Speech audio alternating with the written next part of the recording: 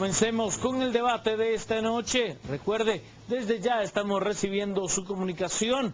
Hashtag a las 10 p.m, @Canal Antigua. Búsquenos en Canal Antigua a través de Facebook. Esta noche nuestros analistas Philip Chicola, arroba Pechicola, y Hugo Navales, @HugoNC, para que usted interactúe con nosotros. Comencemos planteando el primero de los temas, y es que el ministro de Gobernación, Mauricio López Bonilla, denunció que ha habido una serie de amenazas de muerte en su contra, en contra de altos miembros de la Policía Nacional Civil e incluso en contra del mismo presidente de la República. Estas amenazas podrían venir de parte del presunto narcotraficante alias Guayocano. El ministro de Gobernación envió circulares a todas las fuerzas policiales de la República para que estén atentas ante posibles represalias de grupos de narcotraficantes. El motivo de esta acción son llamadas amenazantes desde la zona 3 y 8 al número de la PNC 110 desde diversos teléfonos públicos. Era una amenaza hacia la Policía Nacional Civil como consecuencia de la Operación Dignidad en Huehuetenango, ¿verdad? Era una amenaza de que iba a haber una represalia por lo que está ocurriendo en Huehuetenango. Pero entonces lo que hicimos fue una circular alertando a toda la policía que no importa el lugar donde se encuentren, por muy tranquilo que sea, que no sea un municipio con incidencia criminal alta, estén siempre alertas, siguiendo sus protocolos de seguridad, y esto es muy importante para nosotros, ¿verdad? Que estén en alerta. Pero las amenazas no son solo contra los agentes de la Policía Nacional Civil, sino contra el propio ministro de Gobernación, Mauricio López Bonilla, y su familia. Indicaban que iba a haber algo más fuerte que lo de Salcajá, y que iban a actuar en contra del ministro de Gobernación, ¿verdad? Aquí siempre tenemos un esquema de seguridad mínima como corresponde, porque obviamente estamos inmersos en este tema, y este tema implica también asumir responsabilidad y consecuencias, si es que las hay, ¿verdad? No se puede hacer más allá de lo que uno tiene establecido como corresponde.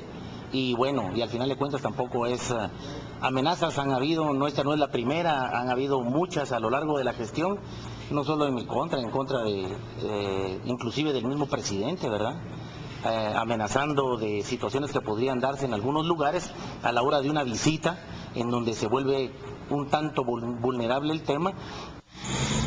Ese es el primero de los temas que discutiremos esta noche. Lo invitamos a usted a participar con nosotros. @Canal Antigua, hashtag a las 10 p.m. Búsquenos como Canal Antigua en Facebook, y por supuesto las cuentas oficiales de nuestros analistas de esta noche: Philip Chicola, @Pechicola, Hugo Navales, @HugoNC.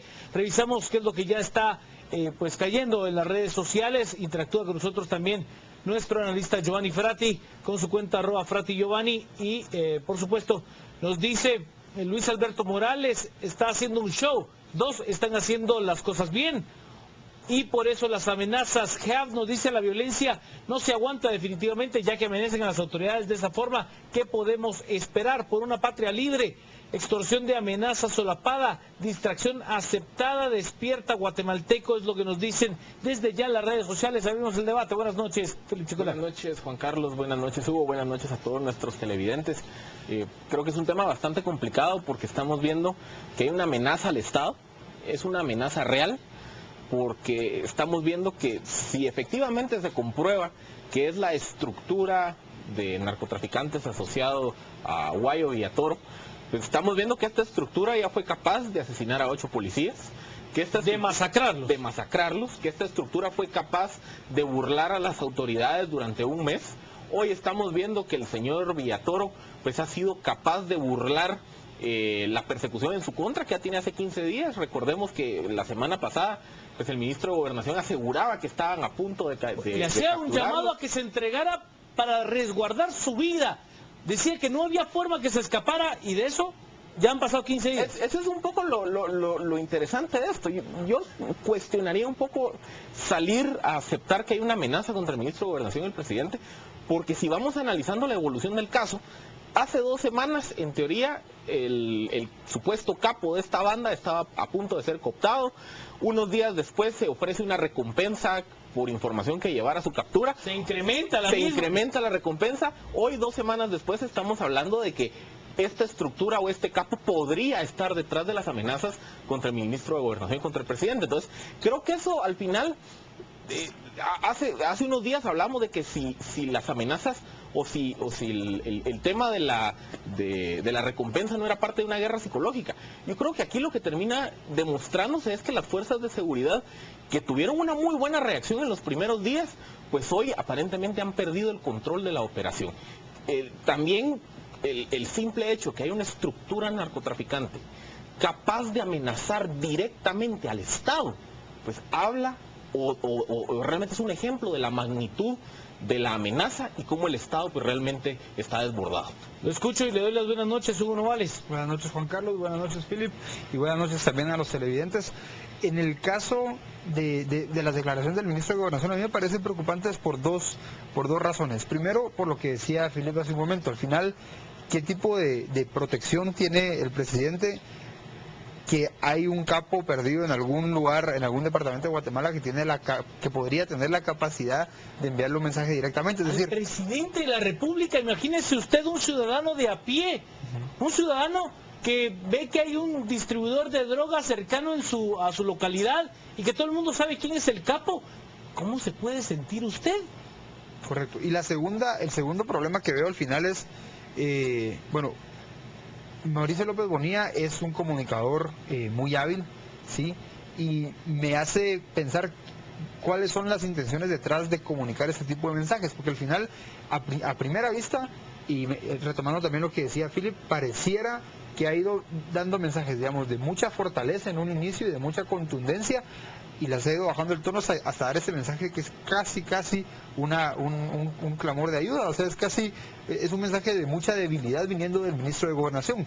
Pero entonces yo me pregunto qué es exactamente la intención de un ministro de Gobernación de dar declaraciones de ese tipo. O sea, ¿para qué?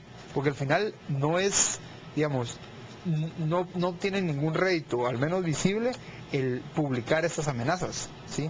Entonces, mi pregunta es, ¿qué está pensando el ministro de Gobernación? ¿Cuál es la razón por la que sale a dar esta información que al final no le conviene al gobierno? Es decir, al final lo que está pasando es que la ciudadanía va a percibir una vez más que el gobierno es débil, que el gobierno no está en capacidad de protegerse ni siquiera a sí mismo, y entonces, digamos, parece irracional a simple vista que el ministro salga a dar estas declaraciones. Yo se los pregunto de la forma más común que podría haber de parte de un ciudadano.